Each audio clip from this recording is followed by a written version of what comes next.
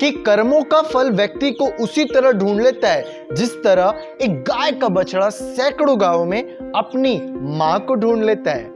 Hello everyone, my self Krishna Sharma from the team of knowledge Quran. बारिश का time था, थोड़ा रेन हो रही थी, मन के आप लोग से थोड़ा सा वीडियो के जरिए आप लोग के साथ एक छोटी सी स्टोरी शेयर करूंगा। आज की वीडियो बहुत इंपॉर्टेंट है। थंबनेल पे जैसे आप लोग ने पढ़ ही लिया होगा कि अगर आप अपनी समाज में अपने पूरे जहाँ पे आप रहते हैं उस जगह अगर आप अपनी रिस्पेक्ट बढ़ाना चाहते हो तो उसके लिए क्या करें, इस कहानी के जरिए आप अच्छी तरह से समझेंगे। So come on, without wasting of time, let's start this video.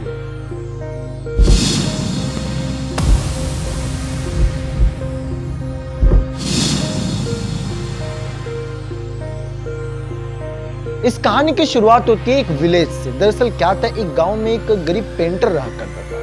वो पेंटिंग का काम करता था, घर घर जाके पेंट करता, जो भी उसकी इनकम होती उससे अपने परिवार का खर्चा चलाता। काम अच्छा चल रहा था और बच्चों की पढ़ाई लिखाई भी बहुत अच्छे से हो रही थी, निश्चिंत रहता था। लेकिन कुछ दिन में कुछ ऐसे दिन आ गए, जैसे बोलते हैं हमारे जीवन में कि जब परेशानियां आती हैं तो हमें घबराना नहीं चाहिए। अब जब वर्क नहीं करता था, वो कोई काम उसके पास आता नहीं था, जो भी पेंटिंग का काम था उसके पास आता नहीं था, तो उससे कोई इनकम नहीं होती थी। और जब इनकम नहीं होती थी तो घर में खाने के लिए कुछ नहीं हो पाता था। मतलब ऐसी परिस्थिति हो गई थी उसके घर की। तो इस सबसे बड़ा परेशान रहता। लेकिन एक बात उसकी बड़ी अच्छी थी, वो अपना ईमान और दूसरा भगवान पे विश्वास, ये दो चीज हमेशा अपने साथ रखता था। वो बोलता था चलो परेशानी है ये कोई बात नहीं, मैं अपना ईमान और अपने भगवान पर विश्वास जरूर रखूंगा। वो अपने भगवान पर जरूर विश्वास रखता, यही कहता था।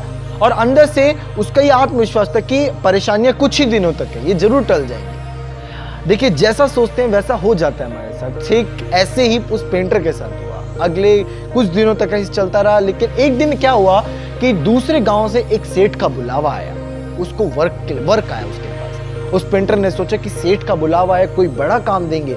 वो तुरंत वहां दूसरे गांव के लिए रवाना हो गया। और जैसे ही वो दूसरे सेकंड विलेज में जब पहुंचा, वो वहां जाके जब सेठ से मिला, सेठ के पास एक बोट थी।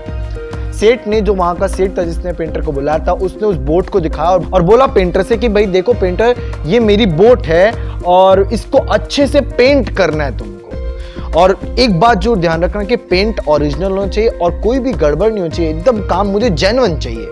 जैसा जेन्युइन काम होगा वैसे तुम्हें मैं मनी दूंगा, वैसे पैसे दूंगा, ऐसा बोला सेठ ने। अब पेंटर जो था वो तो ईमानदार तो था ही। उसने बोला कि सेठ जी आप चिंता मत कीजिए, आपका काम एकदम 101% जेन्युइन तरीके से होगा। उस पेंटर ने अच्छे से उस बोट को, अच्छे से उस नाव को अच्छे से पेंट किया। और पेंट करने के बाद सेठ के पास गया और सेठ से कहा कि आपकी नाव पेंट हो चुकी है। सेठ ने तुरंत बिना कहे उसको अच्छी जो उसका चार्ज था, जो भी उस चार्ज को निकाल के उसको दी। पेंटर बड़ा खुश। पेंटर ने सोचा चलो भगवान की इस इच्छा से, भगवान की कृपा से मेरे को ये कुछ पैसे मिल गए, मेरा काम अब तो चल जाएगा, अब तो थोड़ी परिस्थितियां मेरी ठीक होने लगेगी। मतलब एक अच्छा काम मिल गया था उसको। और ऐसे करने के बाद वो तुरंत अपने गाँव दोबारा लौट आया। और जब लौट के आया, लेकिन देखिए कहानी का जो ट्विस्ट है ना, असली जो ट्विस्ट है वो यहां से शुरू होता है।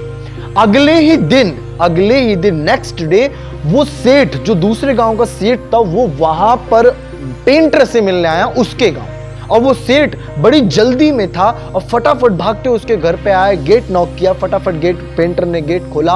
और सेठ को जैसे ही देखा अपने घर के सामने, पेंटर चौंक गया। पेंटर ने सोचा कि सेठ ने तो मुझे पैसे दे दिए, कि वो क्यों आए यहाँ पे, क्या काम होगा मुझसे ऐसा।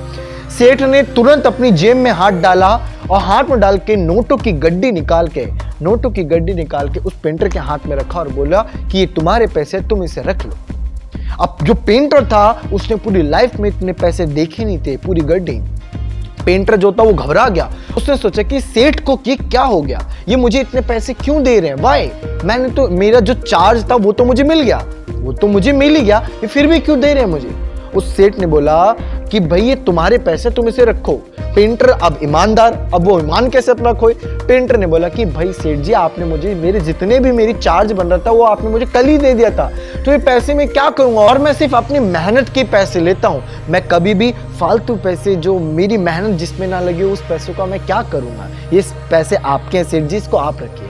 तब उस सेठ ने बोलता कि ये पैसे पूरी तरह से तुम्हारे हैं और ये भी कम है तुम्हारे लिए, ये भी कम है। पेंटर और एक्साइटमेंट में आ गया। पेंटर ने बोला कि भाई क्या ऐसी क्या दिक्कत है कि मुझे बताओ। तब उस सेठ ने बोला कि सुनो बात ध्यान से, जब मैंने तुम्हें अपनी नाव पेंट करने के लिए बुलाया और नदी के पास ले गया था बोट को दिखाने के लिए अपनी, तुमने उस बोट को पेंट किया, अच्छा किया। लेकिन मैं तुम्हें एक बात बताना भूल गया था, मैं जल्दबाजी में तुम्हें वो काम देकर चला गया था, लेकिन मैं तुम्हें एक बात बताना भूल गया था कि उस नाव में एक बड़ा सा होल है, एक बड़ा सा छेद है।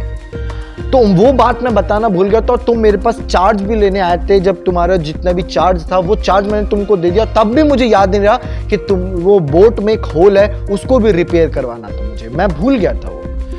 अगले दिन क्या हुआ, मेरे बच्चे जो थे, मैंने अपनी वाइफ से पूछा कि बच्चे कहाँ खेल रहे हैं, तब मेरी वाइफ ने बोला जो तुमने बोट को रिपेयर करवाया उस बोट से वो लोग सैर करने गए हैं नदी के तट पर, वहीं पर ही अपनी बोटिंग कर रहे हैं थोड़ी देर के लिए। अब जो सेठ था, सेठ ने जैसे ही सुना कि बोट में तो एक छेद था, बच्चे उस बोट को लेकर बोटिंग कर रहे हैं, रिवर में बोटिंग कर रहे हैं नदी में, उस सेठ ने कहा मेरे पैरों तले जमीन खिसक गई थी। मैंने सोचा मेरे बच्चे अब जिंदगी में कभी लौट कर नहीं आ पाएंगे, क्योंकि वो नाव में छेद था और नाव पूरी तरह से डूब गई होगी। मैं अब भागते हुए नदी के तट पर गया और जैसी नदी के किनारे में पहुंचा, मैंने देखा कुछ देर बाद मेरे बच्चे दूर से बोटिंग करते करते किनारे पर एकदम सुरक्षित आके उतर गए। और जब मैंने उस बोट को ध्यान से देखा, तो उस बोट के जो जहां पे होल था, वो होल तुमने अच्छे से रिपेयर कर दिया था मेरे बिना कहे।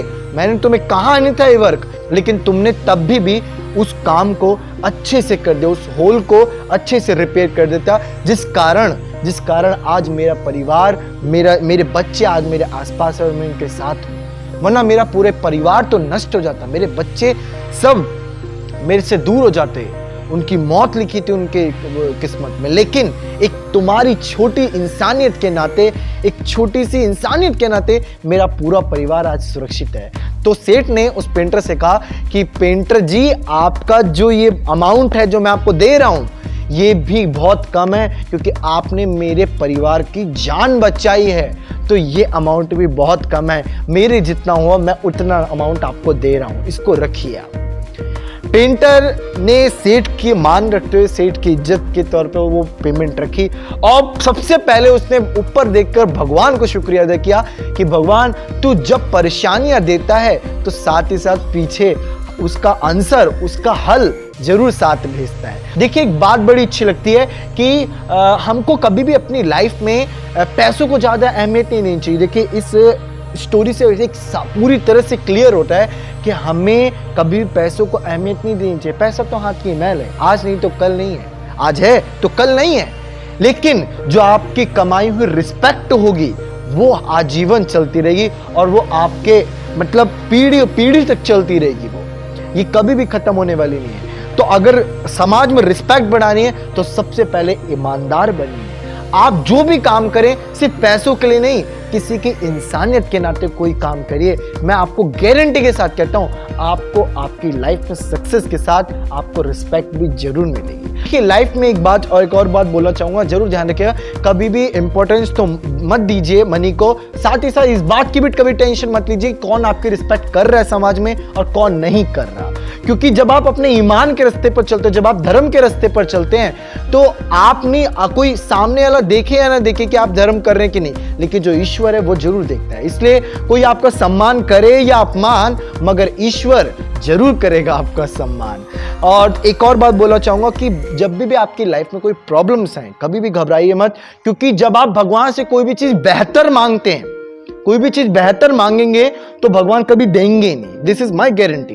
कोई भी चीज बेहतर मांगते हैं तो भगवान आपको बेहतर देंगे नहीं, भगवान आपको ही ऐसा बेहतरीन बना देंगे कि जिस वस्तु पे आप हाथ रखेंगे वो वस्तु खुद ब खुद बेहतर हो जाएगी। तो तब तक के लिए मिलता हूं अगली वीडियो में, तब तक के लिए जय हिंद जय भारत। ऐसी और भी मोटिवेशन से रिलेटेड, लॉ से रिलेटेड, अमेजिंग फैक्ट से रिलेटेड वीडियोस आती रहेंगी। तब तक के लिए जय हिंद जय Bharat. Thank you so much from the team of knowledge की उड़ान।